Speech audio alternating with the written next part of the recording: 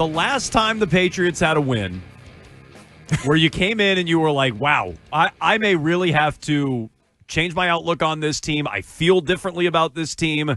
Probably the win game in Buffalo with Mac in 2021, right? Yeah, and yes, but that was a classic yes, but because like how many games are you going to win with 100-mile-an-hour wind working to your favor, and how many games could you win when your quarterback throws the ball 3 times? And this isn't the 1920s college football. Like, how many games can you do that? You were happy about it because you knew it was a good team, and it put the Patriots in a spot where what they get like 9-4, whatever the record was really good, but there's still way more reasons to doubt that team than this team.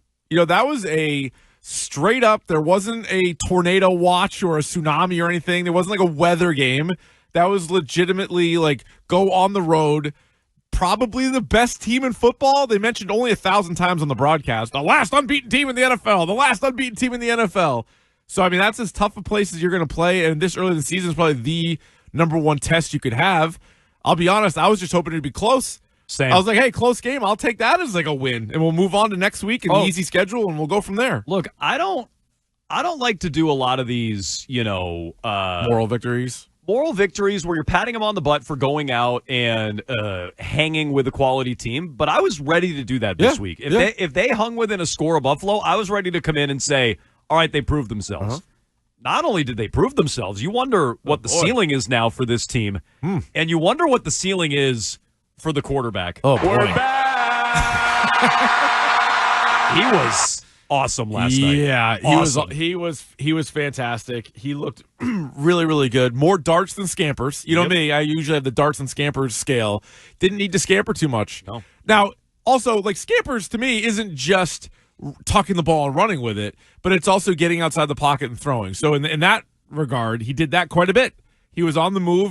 He was kind of ad-libbing a little bit here and there. But even the first play of the game, that was a little bit of a scamper to the side. That was a drawn play call immediately to Steph Diggs, which I love that. I love that the first play in Buffalo is to get Steph Diggs involved, who was hyper involved in the entire game. And just side note, and he was incredible. Yeah.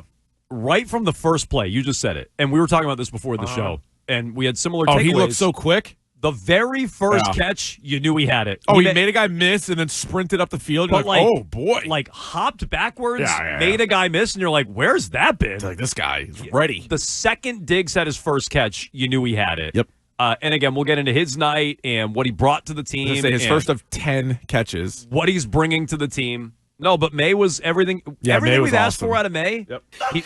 He went toe-to-toe with Josh Allen. He outdueled him. Yeah. It's a good defense on the other side. It's a hostile environment. It's a primetime game, and it's a game-winning drive. I was going to say, where a fourth-quarter game-winning drive. He made 2 incredible plays on that final drive. The one where he is stiff-arming a defender off, down to the ground. That was crazy. Hucks it to Diggs, and they get a first down. I couldn't even believe he got the ball away. Never mind got a first down out of it. That was wild. And as annoying as the refs were last night, thank God they didn't say in the grasp on that. Because you just never know the way they treat quarterbacks. Well, Hochuli wanted to. Hochuli wanted to get there and then explain to everybody what that means and why he called it there. How much of the rule book he actually knows. Because now, admittedly, it's when they slow it down on the replay, but when they're grabbing onto him, you're like, oh, man, like, sometimes they do whistle that down, but Drake Maye, like Josh Allen, like Herbert, like some of these bigger quarterbacks, like they can keep the play alive, and he did.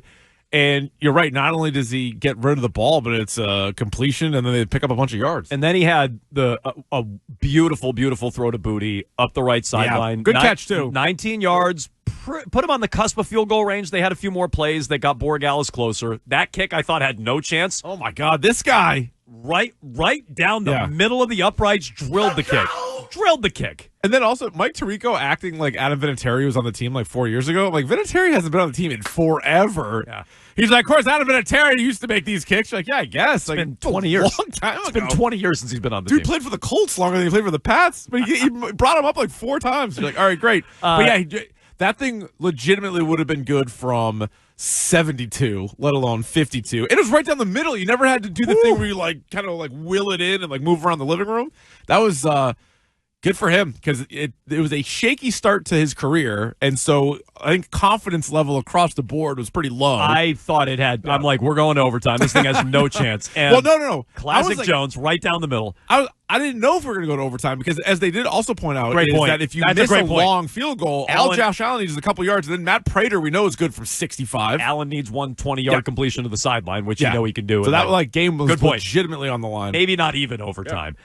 So you guys can talk about it all day long. It's a Patriots Monday here on Jones and Keefe. 617-779-7937. Maye was awesome. Time to raise the expectations for the Pats.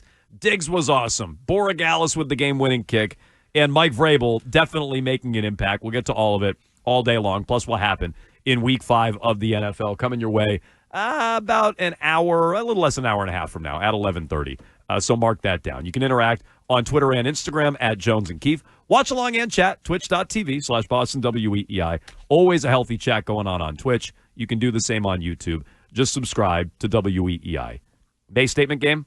Yeah, absolutely. I mean, I think, we look back at 2 of the last 3 games that he has played, and you're like, oh, he was awesome against Carolina, and he was great against Miami, and you're like, oh, what's his best game, this and the other thing. But I do believe you change it based on the opponent.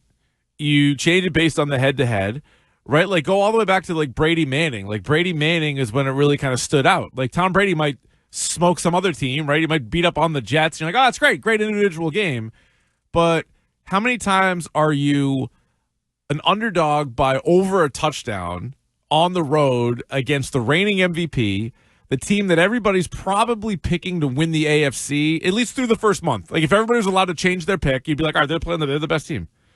And you go in there and you play that well, and you don't turn it over, and you come up with like a number of big plays. Yeah, this to me is almost like a and it's on prime time, so it's the only game everybody's watching. So I do think there is a little something to that. 100%. Where you're like, all right, this is his sort of like welcome to the NFL. Like, I'm here. I'm a really good player moment. I mean, get up, first take, yeah. Whatever. First things first. I don't know what all the shows are called. Yeah. They're all going to look at us. They're all going to be talking about Drake Maye nationally. Yeah, today. They should. And there was quite a bit of buzz on him last week. Played you a clip from Cowherd, clip from Eisen. I mean, he was already getting a lot of love last week going into the game. Because going into the season, you remember, it was pretty low. We did all the exercises looking at all the different rankings and position groups and this, that, and the other thing. And, NFL's top 100. And he wasn't ranking very high. And I think locally there was more of a, hey, we like what we saw, and we think there could be a big step forward with some of the additions to the team and everything. I'm like, he himself can take his game to another level. But most people had him outside the top half of the league in starting quarterbacks. And now, I mean, no matter what metric you want to use, he's in the top half. And then it's like, all right, how high do you want to go from there? Shime today said 7. 7? 7? There it is. Thank you. The way he's playing? Well, it's interesting because the way he's playing might be higher than that. If you actually sat down and who would I take over him, it might be a different list. But the way he's playing, he might be higher than that. I think it also it depends on how you come up with your list, because like Joe Burrow and Lamar Jackson, like Joe Burrow's out for the year, Lamar Jackson didn't play this week, so It's like, are those guys on your list? Because obviously they bump everybody down. But if you take those guys out, then he would definitely be in the top 10. Maye statement game for sure last night. Again, you can talk about it 617-779-7937. We'll hear from you all day long. A reminder, football talk on WEEI presented by Paramount Plus. You can't count on much these days, but you can always count on Sundays with the NFL on CBS and Paramount Plus. Watch your local game live every Sunday, all season long. Visit ParamountPlus.com/NFL to get started today. Here's Mike Vrabel on Drake Maye and Stephon Diggs, that connection after the game. Well, I just, I'm proud of both of them. Being able to emotionally come back here for Steph and be into this thing all week. You're a really good leader for us, stack a couple really good games together. There's a lot of trust. And again, we're going to move the ball around. Right, we're going to move the ball. Everybody helped us again tonight, and I think just a really gutty performance from Drake. Really, just continue to enjoy watching him grow and lead this football team. And it was good for us to again, would love to have a win by 2 scores, but being able to come back and execute in a critical situation, take the clock down, and win it on our terms. Okay, a gutty performance from Drake Maye. Yeah. Which I agree with. He led 3 different scoring drives in the second half, 2 for touchdowns, 5 plays, 74 yards, hit Diggs for 2 plays on that one for 48 yards, including a 32-yarder. They had another touchdown drive, 11 plays, 90 yards. He hit Diggs 4 times for 53 yards on that one. Throw to Diggs. Including a 30-yarder, and then the one to go ahead with the game-winning field goal. 7 plays, 37 yards. He hit Diggs for that 12-yarder that we talked about, the throw to Booty as well. Drake Maye asked after the game about coming through in the clutch on the final drive. Here's what he had to say. Shoot, I was just trusting the guys around me. Trust those guys. I grew up, my dad and my brothers always said, in basketball or baseball, if it's the last play or the last shot, I want the ball in my hands. So I'm not going to lose that mindset, and I'm going to keep that mindset my whole career. Keep the mindset his whole career. Hopefully there's more of these. We've been asking for how long for one of these? Yeah. And last night we got it. Yeah, and it's been a bunch of good games. That was the other thing we said about, the Dolphin game or the Carolina game was like, all right, can you stack these games on top where you get to the point where you're like, all right, what was Drake Maye's best game? And you can argue over 3 or 4 different, actually, I think it was this one. Whereas, other years, there are plenty of quarterbacks in the NFL that they have a great game. And you're like, oh, Sam Darnold, that was a great game. And you're like, okay. Are you able to do that week in and week out? Are you able to do that against the best teams? Are you able to do that and, lead a game-winning drive? Because it's funny, in Vrabel's response, he was like, yeah, we wish we could have won by 2 scores. And I get what he means by that. But I think being tied with 2 minutes to go and leading a game-winning field goal drive, long-term is way better. That is great news for him. It's great news for the entire offense to know that they've been in that situation. Not many places are going to be tougher than Sunday Night Football on the road in Buffalo. And to do that, I think you have way more confidence than had you just, won a game where Buffalo's pretty sloppy. You win by 2 scores, and you're like, oh, you happen to win that one. This is far more beneficial. Look, you look across him to him in the huddle now in a close game, and he can do it. You know he could do it before. I mean, a lot of teams can front run against the Carolina Panthers like they did a week ago. Not a lot of guys can do that. Great. Not everyone can do that. What he did on that final drive, specifically the play stiff arming the defender and still getting it to Diggs. To me, not everybody can do that. And now you can start to build some of that confidence in a close game because you can't win them all going away. Drake Maye last night. This is from Boston Sports Inf on Twitter, also known as JSGIII22661. Okay. The old Boston Sports Nymph. Players in NFL history with 4 or more consecutive games in a single season with greater than 200 passing yards. Like that. 73% completion percentage. Yep. 100 passer rating. Okay. 4 in a row, 100 passer rating. 4 in a row, 200 yards, 73 completion percentage, 100 passer rating. 2 quarterbacks are on the list. Tom Brady. Drake Maye. Oh my God! End of list.